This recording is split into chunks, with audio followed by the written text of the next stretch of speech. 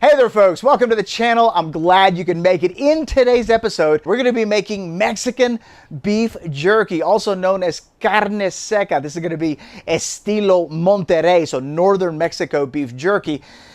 We're not gonna be using a dehydrator for this project. We're gonna be using our Smokin-It convection smoker. Let's get into it.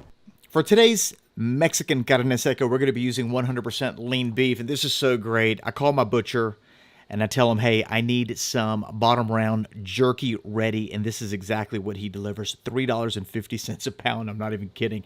Absolutely amazing. Notice the grain of the meat, how it's coming in at an angle. When it comes to jerky, you can cut your meat with the grain, against the grain, or on the bias. Each one of those cuts is going to deliver its own, level of tenderness or toughness, depending on what you're into.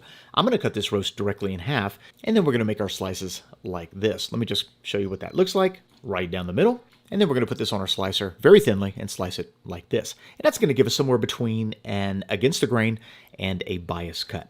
This is 100% personal preference. There's really no right or wrong answer here. And if you're just getting into making jerky, I would suggest maybe trying all three and seeing which one you like the best. Before we slice the meat, I do want to partially freeze it. It makes this next step incredibly easy.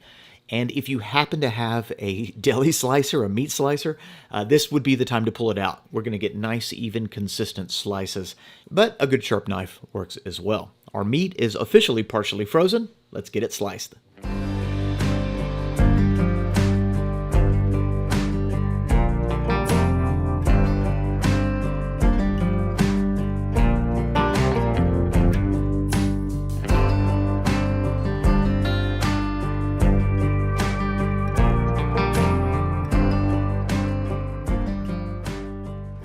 How thick you slice your jerky is also another personal preference. In today's recipe, we're slicing it fairly thin. Normally, I slice my jerky a little bit thicker than this, but for today's recipe, this is going to be just about perfect because we're going to be converting a lot of this into something called machaca. Anyway, we need to figure out how much salt to add. So I'm going to weigh all of that sliced jerky, and our total here is 3,578 grams. So check the description box. I'm going to put a link to the recipe. When you head over to the website, this is what it's going to look like.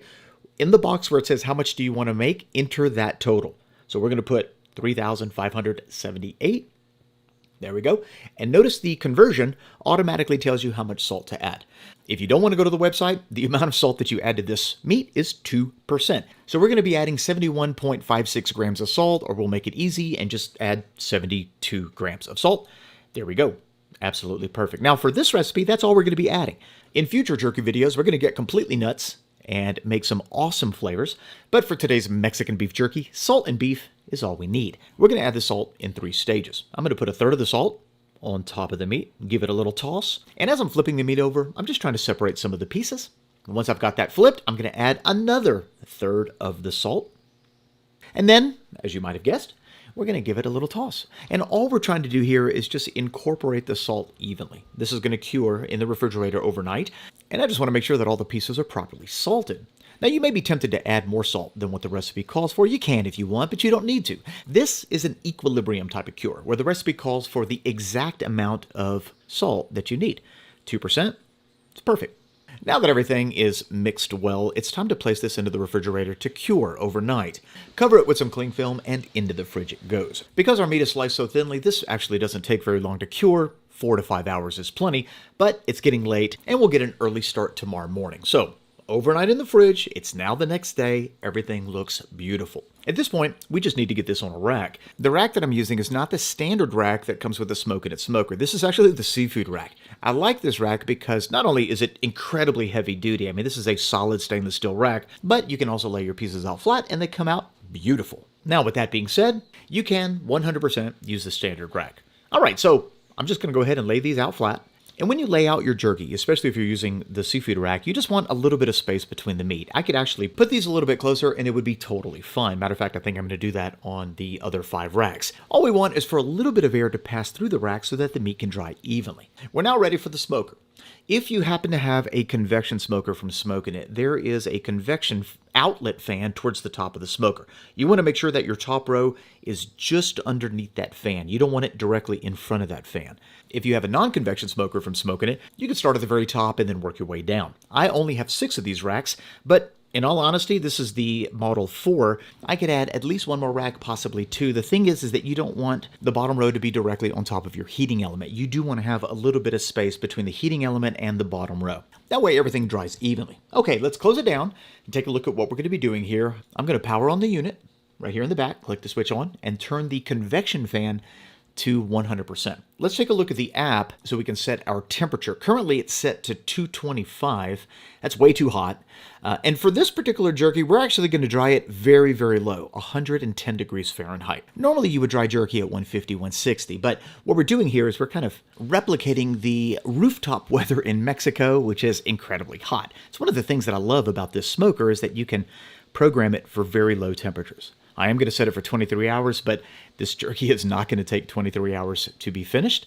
More than likely with the convection, it'll be done in 7 or 8 hours. Now, under normal circumstances, if I'm doing, let's say, a pulled pork or a brisket, I'll actually let the smoker preheat before I turn the convection on, but because we're starting at such low temperatures, in this particular case, it really doesn't matter. Another benefit of making jerky in your smoker is that you can actually smoke it. And so towards the end of this process, we're going to kick on our cold smoke generator, that's the bellows, and we're going to apply a 45 to 60 minute, steady stream of smoke. One thing I am going to add is a jerky dryer. This is also from Smokin-It.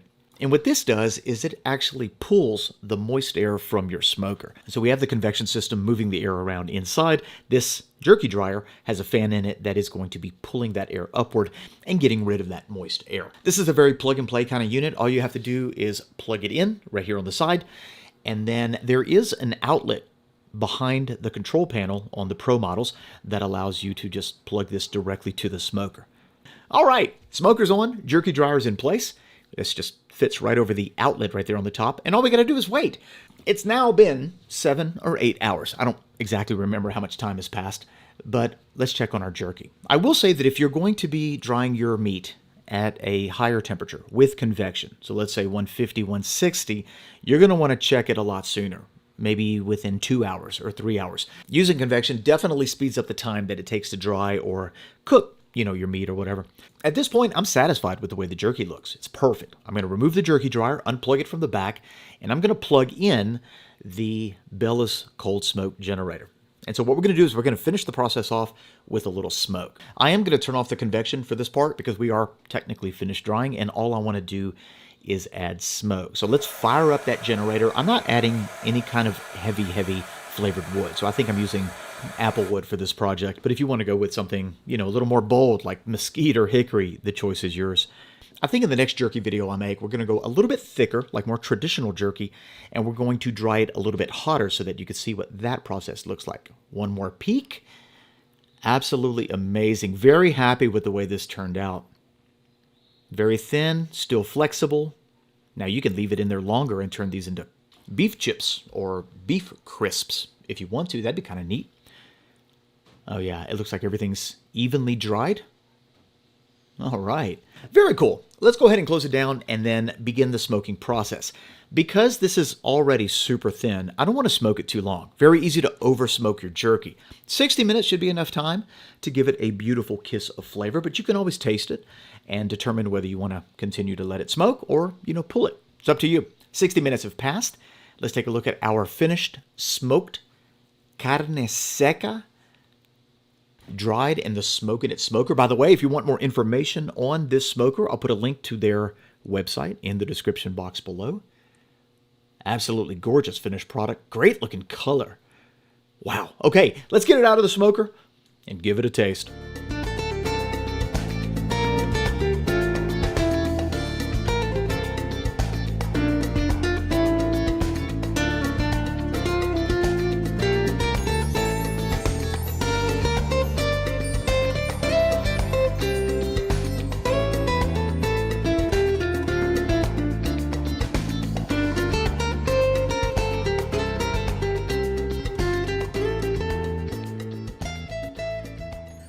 Our carne seca, check that out.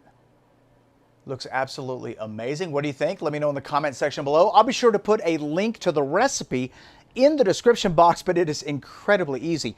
2% salt, beef, you are finished.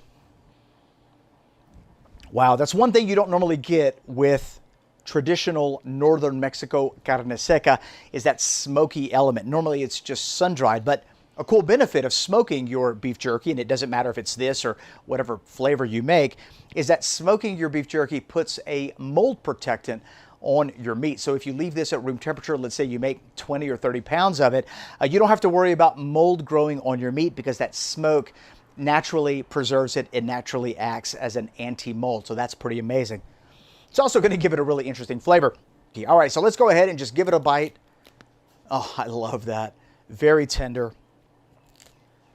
Here we go.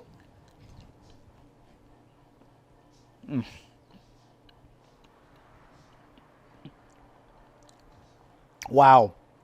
I'm telling you, that smoke element, just a little bit of smoke, takes it to a totally different place.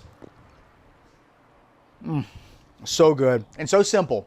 I can eat this all day long. Let's talk about the Smokin-It and how it performed. The convection smoker that we use, we set the temperature pretty low, a lot lower than you normally would. And the reason I did that is because I really kind of wanted to simulate the type of environment that they have in Mexico when it comes to drying meats. And generally that's just done by the sun and the hot Mexican weather. So, 100 degrees, 105 degrees. We did have the added value of the convection system, constantly blowing air over the meat.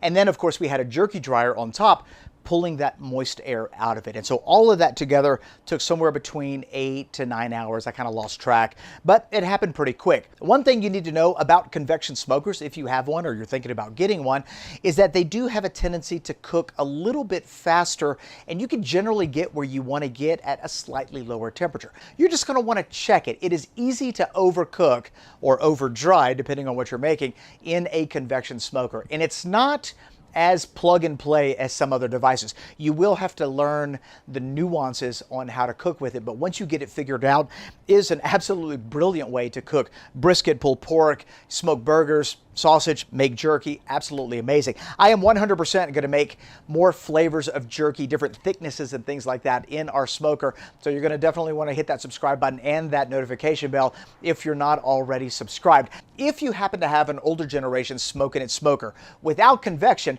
I would definitely recommend getting a jerky dryer that's going to go right on top.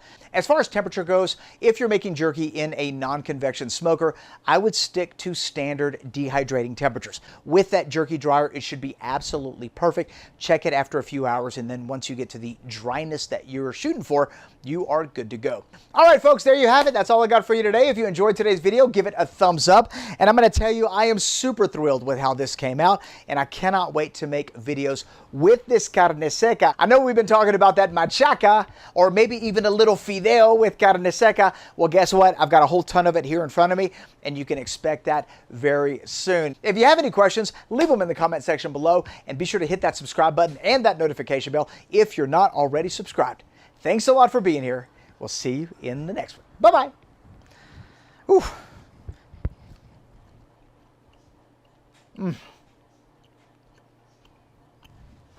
Otro nivel.